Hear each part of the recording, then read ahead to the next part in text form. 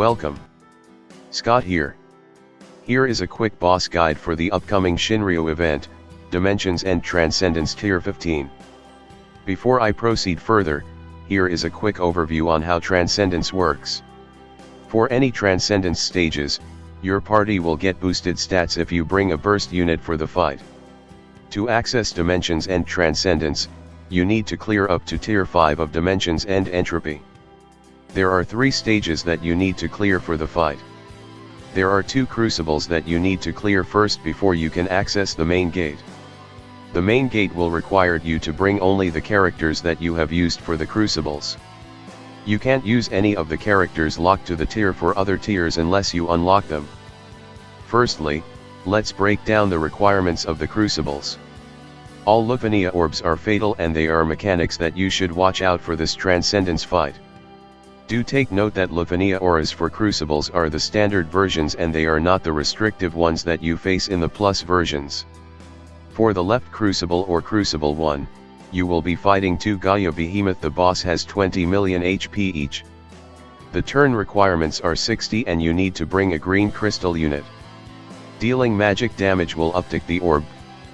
For the right crucible or crucible 2, you will be fighting 2 Sergeant Imp, which has 20 million HP each.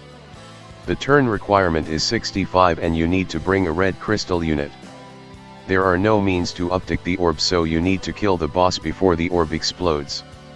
Upon clearing both crucibles, you will be able to access the main reckoning stage or the middle gate. You will be fighting a new enemy type, Disaster Beast. The fight is a SHINRYU level fight. I will discuss more on the force mechanics when I am discussing about the fight itself. The Disaster Beast have 200 million HP each. The turn requirement for the fight is 40 and the HP requirements is 3000. Before I continue further, here is a small disclaimer clause for the video. The guide is written based on the time that the stage was released for the Japanese version. Please do note that it is possible that the boss fight mechanics might differ when the actual event is released in global. Let's cover on the mechanics of the first crucible. You need to bring a green crystal unit for this stage. To freeze the orb conditions, you just need simply do magic brave damage to the bosses. Examples of green crystal units that can reliably uptick the orb are Rem, Garnet, Celis, Renoa, Redia, Ruby Conte, Terra, Cloud of Darkness or Sid Reigns. We will be fighting 2 Gaia Behemoths. Let's talk about the orb first. The orb will appear at the start of the fight and appears with the count of 15. The Lufania countdown ability is fatal. The orb will downtick by 1 per party action and downtick by 2 whenever the boss act. You can uptick it by 10 with doing magic brave damage. Now, I will briefly go through the fight mechanics. They will gain aura boosts at the 79% and 49% HP threshold. The boss has several basic single target attacks like Stonera, Flare and Heave. It will most likely use Heave on its second turn. The boss will ready to use Earthshaker once its HP dropped to 49%. Generally, this is a very easy fight without any difficult fight mechanics to handle. As there are SHINRYU event tickets tied to the use of Rem in the Reckoning stage, you need to use her in this crucible so you can use her for the Reckoning stage for the tickets. You can easily solo this fight with the FR only Rem as well. Now, let's cover the second crucible. For this crucible, you need to bring a red crystal unit. You will be fighting 2 Sergeant Imp. Firstly, let's cover the orb conditions.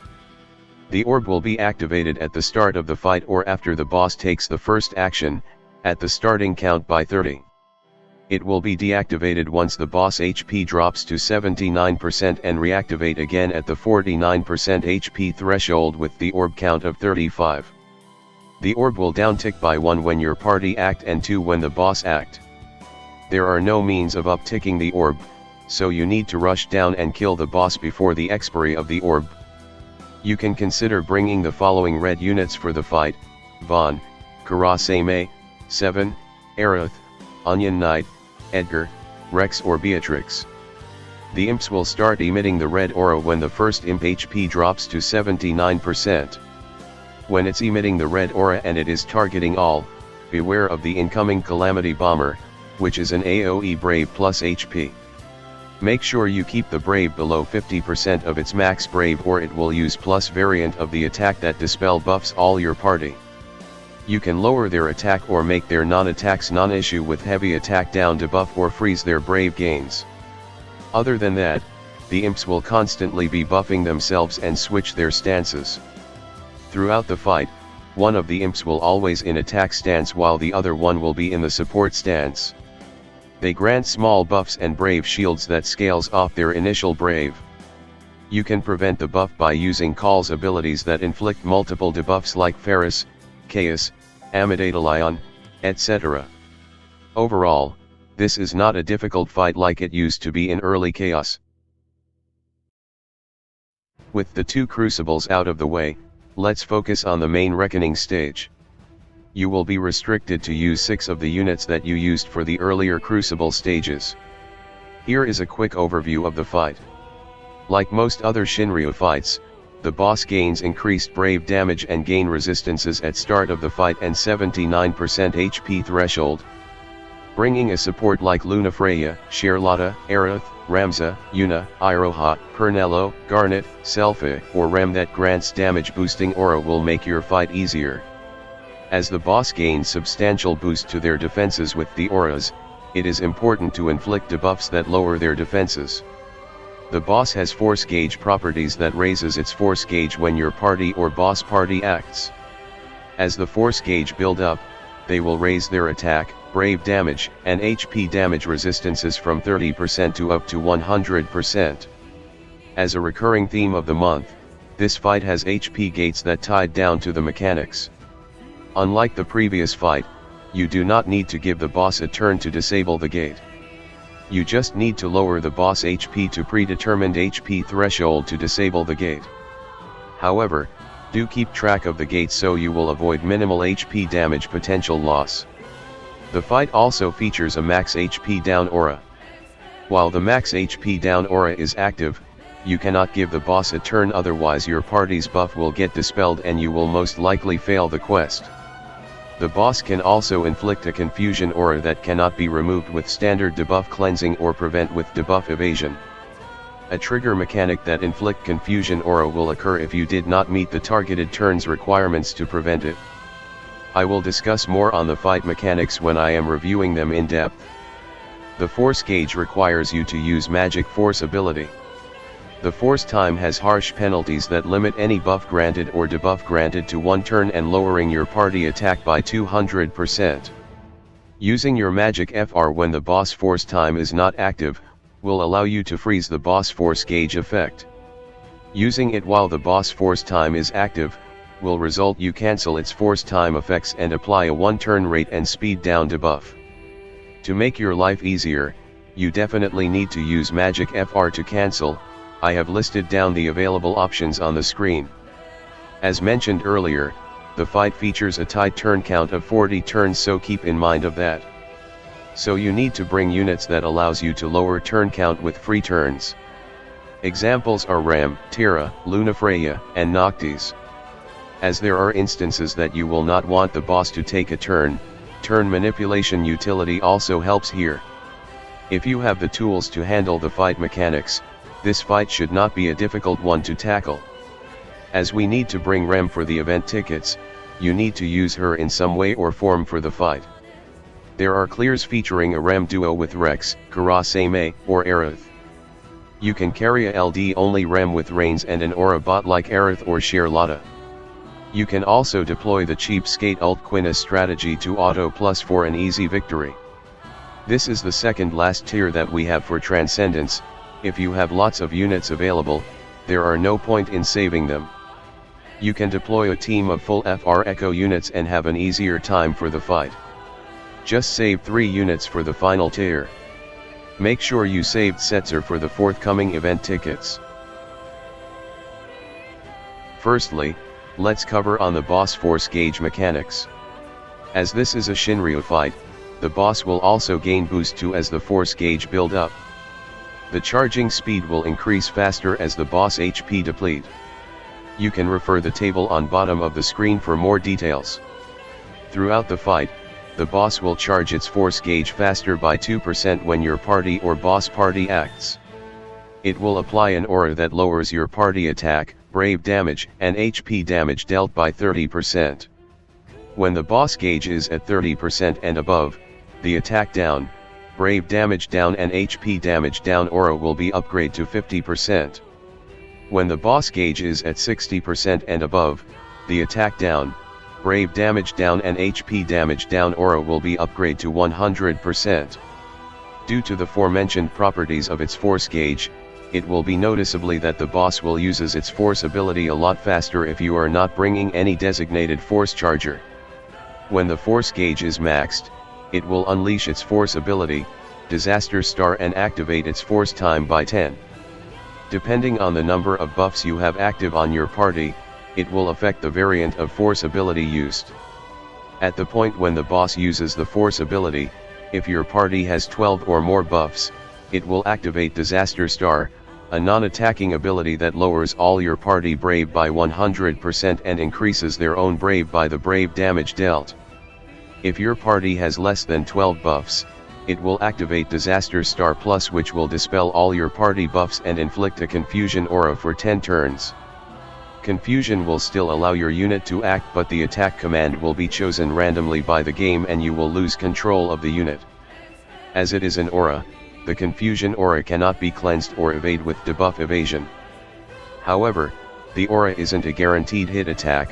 You can dodge it with blind debuff with the standard blind buff, Kumari's total blindness, Yuri BT aura, or use a hit rate down LDCA like Irvine LDCA. To ensure you won't have any problem in handling the attack, most player will use the Redia LDCA to evade the attack. Likewise, you can also prevent the attack from triggering by loading 12 buffs on your party, which shouldn't be too difficult to meet in today's game standards. When the force time is activated, you will see a red hue emitting from its force gauge. The boss will gain enhancements where your party attack stats will be lower by 200%. Any buff or debuff inflicted duration will be limited to 1 turn. The best is to cancel the force time effect with a magic FR as soon as you are able to. If you activate your magic FR while the boss is outside of its force time, you halt the effects of its force gauge effect with the force gauge being blackout. If you activate your magic FR while the boss is in its force time, you will cancel itself and you will trigger debuffs inflicted to the enemy where the boss will get inflict with 1 turn 10% speed down and 1 turn 10% turn rate down debuff. Now, let's proceed on covering the boss key mechanics. Throughout the fight, you will get warning messages that you need to reduce the boss HP to a certain amount with a designated turn requirement. This is the main reason why I have recommended free turn units or turn manipulators for the fight. Do note that the triggers are independent of each boss. So, it is your best interest to lower both bosses' HP down together at the same time. The first threshold reminder occurs at the start of the fight. You need to reduce the boss HP to 69% before your turn count reaches turn 20. If you do not meet the requirement or lower the boss HP to 69% within 20 turns, the boss will counter with Shearing Talons Plus. Shearing Talon Plus is a single target guaranteed hit brave attack that inflict the confusion aura that last for 10 turns. If you trigger this, it will be most likely a game ender. The second threshold reminder occurs when the boss HP reaches the 49% HP threshold. You need to reduce the boss HP to 29% before your turn count reaches turn 40. If you do not meet the requirement or lower the boss HP to 29% within 40 turns, the boss will counter with Shearing Talons Plus. Shearing Talon Plus is a single target guaranteed hit brave attack that inflict the confusion aura that last for 10 turns. If you trigger this, it will be most likely a game ender. The last threshold reminder occurs at the 29% HP threshold. You need to clear the fight within 60 turns or the boss will counter with Shearing Talons Plus. To achieve perfect for the Transcendence clear, you clear the fight within 40 turns, so if you clear it at below 60 but above 40 turns you will not achieve the perfect status. To simplify the understanding of the mechanics, in other words, this fight requires you clear the fight at the lowest turn count possible. Before I continue with the HP gate mechanics, let's cover a bit on the boss basic attack rotations. For the first 2 turns, it will start off with Shearing Talons followed by Land Shatter. After that, the rotations will be adjusted where it will use Shearing Talons twice before using Land Shatter. Shearing Talons is a single target melee brave attack that grants the boss 3 framed buffs, 80% attack up, 80% defense up and 50% speed up for 3 turns. Land Shatter is a reset break status, followed by an AoE brave plus HP attack. Earlier, we have covered the basic rotations and the turn requirements threshold that you need to take note of. Now let us proceed to talk about the HP gate mechanics. A HP gate is the point where you cannot lower the enemy HP any lower until the mechanic is met. For this fight, to deactivate the HP gate mechanic, the boss does not need to take a turn. So, you can use your burst or summon phase to blitz past the thresholds. But still, you need to beware of the gates or you will face loss of damage potential. The HP gate mechanics is tied down to the boss settle down activation. The HP gate mechanics are at the 69%, 59%, 49%, and 29% HP threshold. Let me show an example how HP gates could potentially limit your damage potential. For example, let us say the boss HP is currently at the 70% HP threshold. The HP damage limit that you can dealt is 1%, which equates to 2 million HP. If you deal 8 million in your total attack, the boss will receive 2 million HP damage, so you will lose out on 6 million in the damage potential. At the 69% HP threshold, the boss will activate Settle Down where it will self-delay its own turn. Next you will see a prompt where it will activate Lower Party Max HP. This is followed by a warning message Reduce Disaster Beast HP before it acts. If you let the boss take a turn while the max HP down aura is active, they will use Land Shatter Plus, which is a full party buff dispel, AoE Brave plus HP attack. The attack will also ignore HP damage reduction effects. Unless you have BT aura that can prevent KO, which is Rem, it is best not let the boss have a turn to trigger this. Even if you do survive, you will also lose the momentum and need waste turns to reapply your buffs. Upon lowering the boss HP to the 59% HP threshold, the boss will cancel the max HP down aura with party's max HP restored. This is when you can allow the boss to take a turn without any worries until the next gate mechanic. At the 49% HP threshold, the boss will activate the Settle Down stance again, which will remove the third HP gate. At the 29% HP threshold, the boss will activate Settle Down and activate its stance on the final offensive. The boss will heal back 20% of their max HP, which equates to 40 million HP. They will also inflict 80% max HP down aura on your party. This time, the aura will not be cancelled until you end the fight. Like the 69% HP threshold, you need to avoid giving them a turn, or they will use Land Shatter Plus, an AoE Brave plus HP attack that dispel all buff and ignore HP nullification effects. In short, you need to finish up the boss without giving them a turn from this point onwards. You can activate your burst without worries from this point onwards. Let's recap on the fight. Generally, you can go through the HP gates through a normal BT phase, but be mindful of the gates to minimize damage potential loss. Due to the tight turn requirements, boss no-turn strategies are highly recommended here. Make use of turn manipulation utility and free turns. Always ensure that you have at least 12 buffs so that you will avoid the confusion mechanic that is embedded in the force time. Otherwise you can make use of Redia LDCA to dodge the confusion aura. The fight can be cheesed with the infamous Ult Quina combo with Ultmshia and Quina. You need to ensure you have at least 12 buffs active on the buff with self-abase call. Let's proceed to cover on featured FR units for the banner.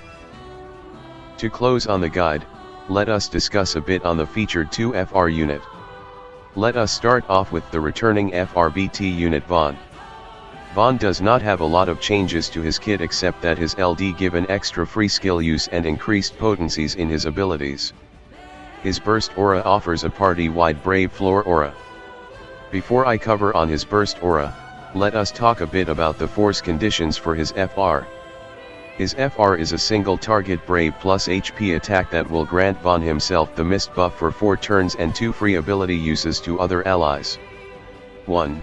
Use a free ability will get you 50% HP damage bonus on the turn, while Vaan will get 70% whenever he uses a free skill ability.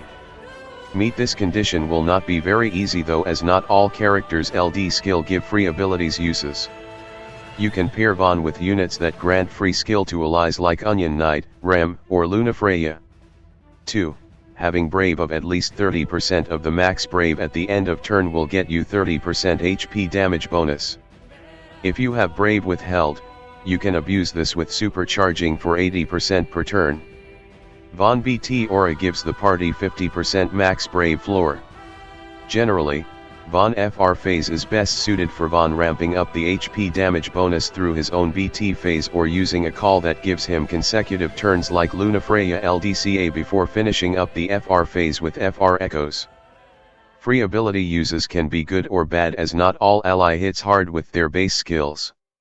His BT aura offers a 50% max Brave floor along with party boosting auras like raising the Brave damage cap, Brave gains up, HP damage up and max Brave cap. Now let us proceed to examine the other FR burst unit, Rem. Like Vaan, Rem does not have a lot of changes to her kit except that she has better Brave potencies. Her turn manipulation, free turns, and free skill utility will make her one of the in-game best supports. She can supercharge the gauge her skills. However, the HP damage bonus granted will be lower due to her LD triggers her Siphon Sphere follow-up after every action she takes. Before I cover on her burst aura, let us talk a bit about the force conditions for her FR. Upon using her FR, you will be allowed to select an ally or even herself, battery the party with 100% of her max Brave followed by an AoE Brave plus HP attack. 1. Recovers allies Brave will get 20% HP damage bonus. Meeting the condition for Rem will get 40% HP damage bonus. Ideally you will want to pair Rem with battery bots or allies who can constantly battery other party members. If you have her BT aura, the entire party will battery every party member after every HP attack. 2. Having Brave of at least 20% of the max Brave at the end of turn will get you 40% HP damage bonus. If you have Brave withheld, you can abuse this with supercharging for 90% per turn. Rem will constantly battery allies with her skills. Unless you have her BT aura active, you probably would not want to use Rem's FR as the party's main FR phase. Rem FR is great for using as an echo where you can select allies' turn that you want to follow her turn. You can also have her select herself to make her FR feel like an instant turn FR. This utility is great for setting optimal FR damage phases. His BT aura is a pretty loaded one. It provides the standard array of auras, Brave damage cap, HP damage cap, max Brave cap and Brave gain up. It will convert any excess healing received to Brave. The BT aura will also allow the party to receive Brave gains of 50% of Rem's max Brave whenever they do a HP attack.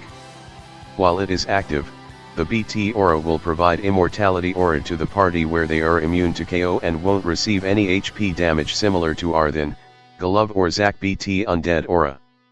The aura will also grant 100% recast charge to the party where the party EX will be filled to its max after Rem takes a turn. Upon expiration of the BT aura, it will trigger a 100% heal for the party. If you are using Rem's BT as the main BT phase, you can also make her activating her BT aura first before spamming her EX during her BT phase. There is a FR cancel trick to further boost Brave gains or potential force time. The FR cancel trick is like selecting Rem's FR and cancel it before you selecting the ally. The mechanic trick only works once. This will give you additional Brave gains and allows her subsequent attack will hit more than it will normally does. Overall, Rem is a very good unit to get and one of the game's best support characters. With this, I have come to the end of the guide. Hopefully, this will help you. If you like the video, please give it a like. If you are looking forward future content like this, please subscribe to my channel. This will help a lot in the growth of the channel. Good luck and bye.